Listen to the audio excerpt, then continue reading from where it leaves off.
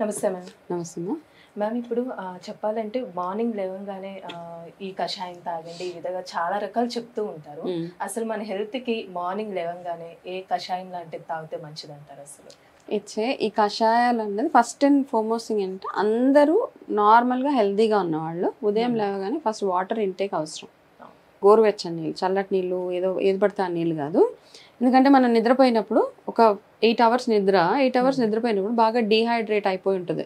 చాలా మంది అలా లేవగానే ఫస్ట్ ఏం చేస్తారు, వాటర్ కంటే ముందు టీ కాఫీ తాగేస్తూ ఉంటారు.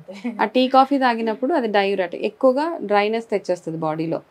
మీకు వేరే రకరకాల ఇష్యూస్ మీకు ఎక్కువైపోతాయి బాడీలో. కాబట్టి ఫస్ట్ థింగ్ నిద్ర లేవగానే కాస్త నోరు పుక్కలించుకొని, కొంతమంది రాగి చెంబులో నీళ్ళు పెట్టుకుంటారు, ఆ నీళ్ళన్నా తాగొచ్చు. లేదు అంటే కాస్త నీళ్ళు గోరువెచ్చగా చేసుకొని ఆ గోరువెచ్చగా చేసుకుని నీళ్ళలో కాస్త నిమ్మకాయ పిండుకొని, ఇది రెగ్యులర్ రొటీన్, అందరూ చేయదగ్గదు.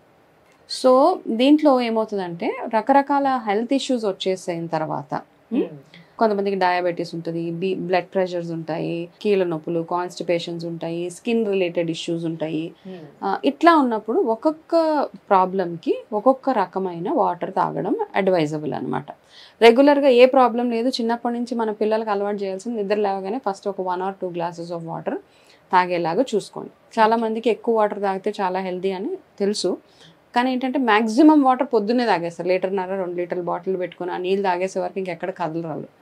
అట్లా కాదు, 2 glasses 360 to 500 ml of water is good. అంతకు బియాండ్గా వెళ్ళక్కర్లా. మీకు ఒకవేళ డయాబెటీస్ ఉన్న వాళ్ళు ఏం చేస్తారంటే మార్నింగ్ లేవగానే ఫస్ట్ మీరు ఏదైనా మెంతులు నైట్ కొన్ని సోక్ చేసుకోండి. ఎక్కువ మెంతులు వేసేసుకుంటే ఎక్కువ షుగర్ తగ్గిపోతుంది కాదు. చాలా తక్కువ మెంతులు ఓవర్ నైట్ సోక్ చేసి మార్నింగ్ ఆ వాటర్ మీరు అది వడకట్టేసుకొని ఆ నీళ్ళు తాగడము. కాన్స్టిపేషన్, గ్యాస్ట్రిక్ ట్రబుల్ అట్లా ఉన్న వాళ్ళు సోంపు వాటర్ నానబెట్టుకొని, ఆ సోంపు వాటర్ నైట్ 1 స్పూన్ సోంపు కాస్త నీళ్ళలో నానబెట్టేసి ఆ వాటర్ని కొంచెం గోరువెచ్చగా చేసుకొని మార్నింగ్ ఆ వాటర్ తాగేయడము. కొంచెం బ్లడ్ ప్రెషర్స్ అట్లాంటివి ఉన్న వాళ్ళు దాల్చిన చెక్క కలిపిన వాటర్ని ఉదయం లేవగానే తాగడము.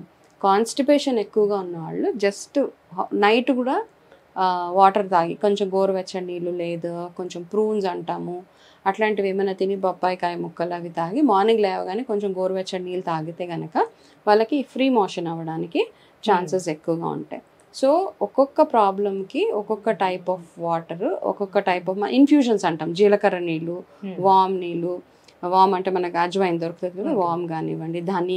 ధనియాలు కూడా బేసిక్గా కొంచెం చాలా మందికి ఇండైజెషన్ ఇష్యూస్ అవి ఉన్న వాళ్ళకి, టూ మచ్ ఆఫ్ బాగా కఫము అది పడుతుంది అట్లా ఉన్నప్పుడు ధనియాలు, అల్లం 2 కలిపి మరగబెట్టిన వాటర్ తాగొచ్చు అనమాట. ఇలా ఒక్కొక్క ప్రాబ్లంకి ఒక్కొక్క టైప్ ఆఫ్ వాటర్ తాగడము ఒకటి.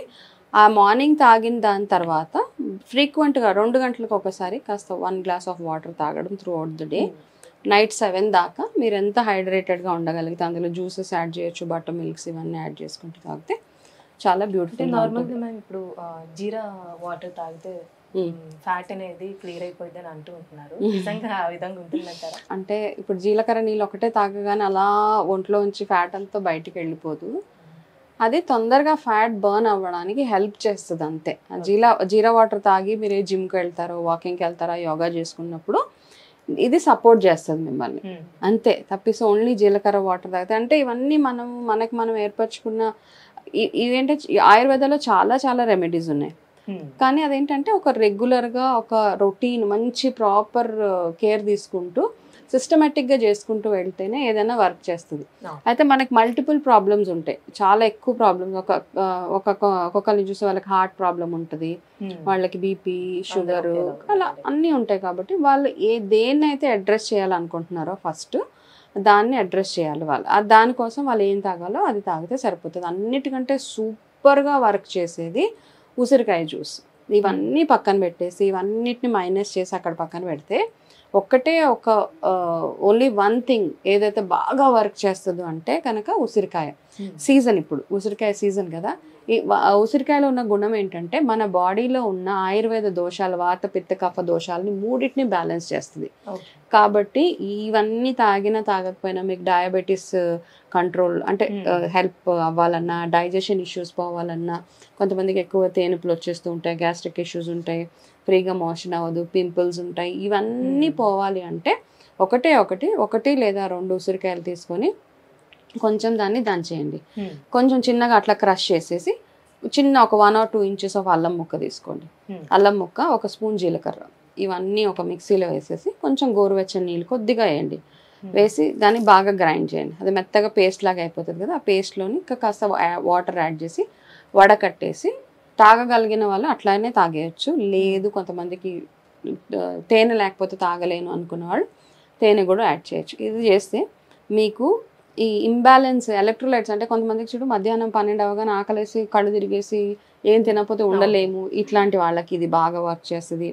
డయాబెటీస్ ఇవన్నీ అంటే మీరు ఇది దీంతో పాటు మిగతా ఏవేవైతే రొటీన్ చేయాలో అవన్నీ చేస్తూ ఉండే medications what ever it is, but ఇవన్నిటికీ హెల్ప్ చేస్తుంది అనమాట. హెయిర్ లాస్, వింటర్లో ఎక్కువ హెయిర్ లాస్ అవుతూ ఉంటుంది, ఆ హెయిర్ లాస్ని కంట్రోల్ చేస్తుంది, మీ స్కిన్ని క్లియర్గా ఉంచుతుంది. ఇది ఒక్కటే జ్యూస్ చాలు, ఇవన్నీ అక్కర్లా, ఇది ఒక్కటి చేస్తే చాలా బాగా. మనకి సీజన్ కాబట్టి ఆమ్లా దొరికిద్దండి, లేకపోతే మనకి డ్రై ఆమ్లా పౌడర్ దొరికిద్ది, అది కూడా యూజ్ చేయొచ్చు అంటారా? అంటే ఈ సీజన్లో మీరు ఇంట్లో తయారు చేసుకొని పెట్టుకోండి. ఓకే, ఒక ఎండబెట్టేసి కాస్త నన్ను పౌడర్ చేసి పెట్టుకుంటే అది వర్క్ చేస్తుంది మనకి, నో ప్రాబ్లం. ఎప్పుడైనా వాడుకోవచ్చు. అది బ్లాక్ లేదు అంటే కొన్ని ప్లేసెస్లో మంచి ఆర్గానిక్ జ్యూసెస్ కూడా దొరుకుతాయి, ఆమ్లా జ్యూస్, అది తెచ్చుకొని సీజన్ ఉన్నప్పుడు మాత్రమే ఫ్రెష్ ఆమ్లా మాత్రమే, ఫ్రెష్ ఉసిరికాయ మాత్రమే వాడండి. ఓకే, సీజన్ లేదు అన్నప్పుడు మనకు ఆప్షన్ ఉండదు కాబట్టి అన్నమాట. అయితే నేను చేసేది సీజన్లో రెగ్యులర్గా ఫస్ట్ డ్రింక్ మార్నింగ్ ఉసిరికాయ సీజన్ ఉన్నప్పుడు. తర్వాత ఎప్పుడైనా ఏదైనా వేరే ఇష్యూస్ వస్తే దానికి రిలేటెడ్గా వేరే జ్యూసెస్, వేరే వాటర్ అవి తాగుతాను.